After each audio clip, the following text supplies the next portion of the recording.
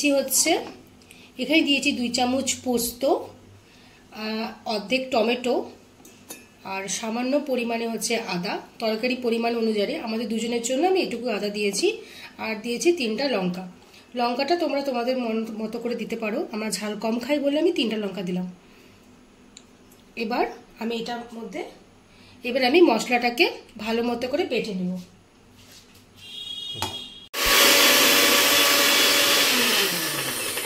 আর হচ্ছে মশলাটা পেস্ট হয়ে গেছে। এবার হচ্ছে আমি আলুটাকে সিদ্ধ করে নিলাম। এবার কড়াইয়ের মধ্যে দিচ্ছি হচ্ছে সরষের তেল।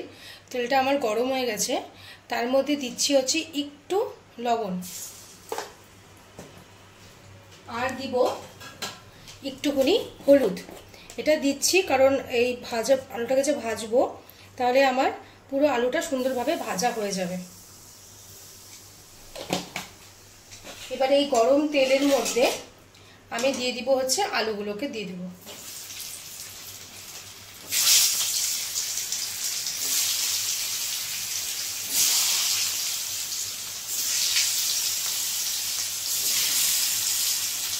ছোট ছোট আলু হলে বেশি ভালো হয়, কিন্তু আমার ঘরে ছোট আলু ছিল না, তো তোমরা ছোট আলুতেও করতে পারো।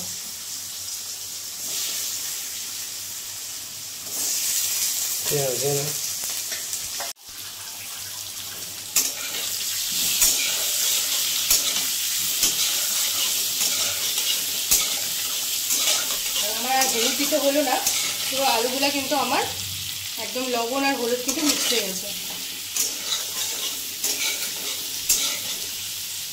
এবার আলুটাকে একটুখানি ভাজা ভাজা করে নেব। তো আমার এখানে আলুটা দেখো ভাজা ভাজা হয়ে গেছে। এবার আমি আলুটাকে নামিয়ে দেব।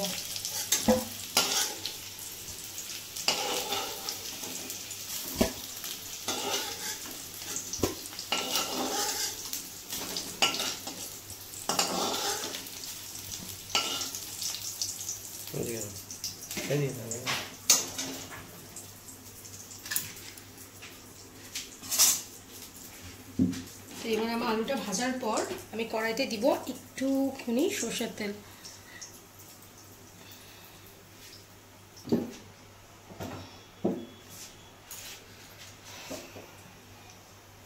তো কড়াইতে দিয়ে দিলাম হচ্ছে সরষের তেল। এবার আমি কড়াইয়ের তেলটা গরম হয়ে গেলে তার মধ্যে দিব হচ্ছে, কড়াইটা গরম হয়ে গেছে, তার মধ্যে দিয়ে দিব হচ্ছে তেজপাতা,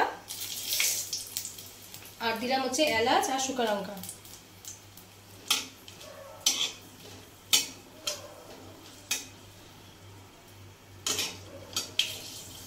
তো এটা হচ্ছে, যদি এটা ভাজা ভাজা হয়ে গেলে তার মধ্যে এটার মধ্যে মশলাটা দিয়ে দিব। দেখো আমার কিন্তু ভাজা ভাজা হয়ে গেছে। তো এবার দিয়ে দিব হচ্ছে মশলা।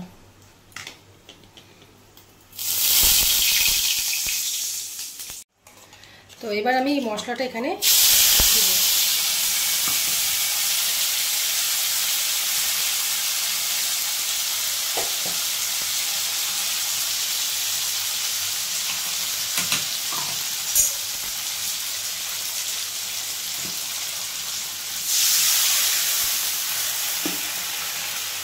আমি মশলাটা দিয়ে দিলাম। তারপরে দিব হচ্ছে একটু হলুদ,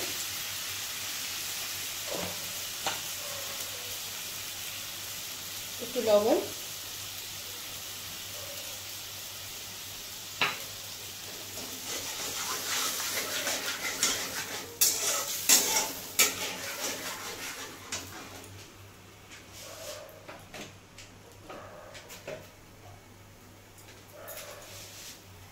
আর দিব একটু জিরা আর ধনে গুঁড়ো। দেখো তো আমার হচ্ছে হালকা হালকা দেখো তেল ছাড়ছে মশলার থেকে। তো আমার কিন্তু মশলাটা মানে কষা হয়ে গেছে।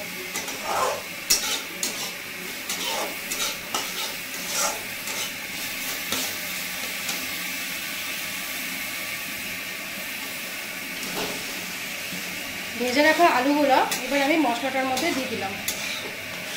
অনেকে টক দই ইউজ করে, বাট আমি টক দই দিলাম না, তোমরা চাইলে একটু টক দই দিতে পারো।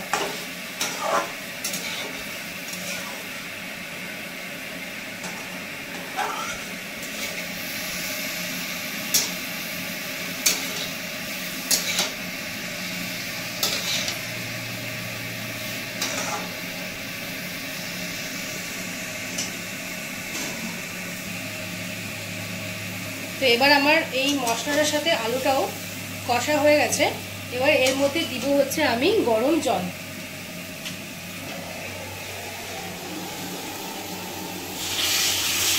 আমি এর মধ্যে দিয়ে দিলাম হচ্ছে একটু গরম জল।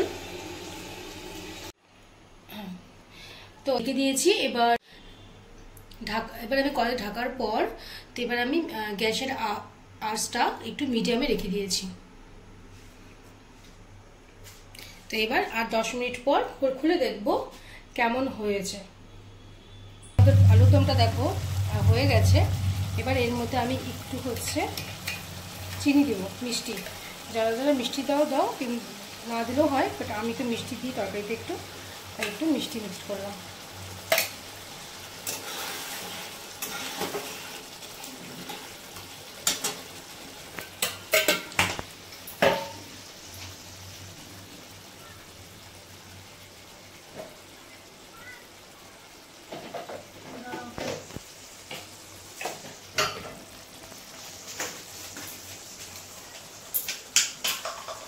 আর এর মধ্যে দিলাম হচ্ছে একটু গরম মশলা।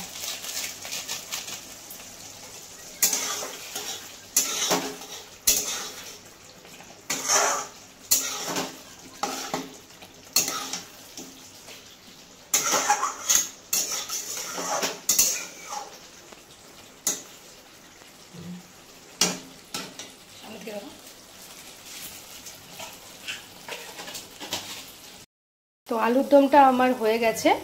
দেখো আলুর দমে এটা হচ্ছে কালার, খুব সুন্দরভাবে হয়েছে। আর এটা কেউ বলবে না যে নিরামিষ আলুর দম, এতটাই দেখতে ভালো লাগছে। তোমরা কিন্তু এটা অবশ্যই ট্রাই করো। পোস্ত দিয়ে আলুর দম, পেঁয়াজ রসুন ছাড়া, এতটা সুস্বাদু খেতে, যেটা তোমাদের আর নেক্সট টাইম পেঁয়াজ রসুন দিয়ে খেতে ইচ্ছা করবে না। তো চলো তোমাদেরকে এবার টেস্ট করে দেখি কেমন হয়েছে।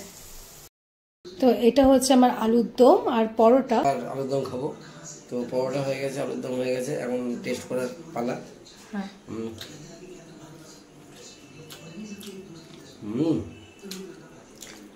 দারুণ, ফাইন ফাইন। ভালো হয়েছে না? এটা কিন্তু নিরামিষ করেছি। তাই? বাহ। তাও আবার পোস্ত দিয়ে।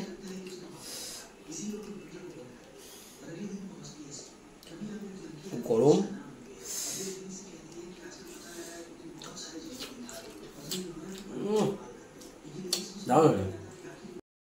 তো তোমরা দেখে নিলে, টেস্ট মাস্টার বলে দিল ভালোই হয়েছে। আর ওর মুখে ভালো লেগেছে মানে সত্যি ভালো হয়েছে। তো আমি হচ্ছে একটুখানি টেস্ট করে দেখেছিলাম, আমার মুখেও ভালো লেগেছে।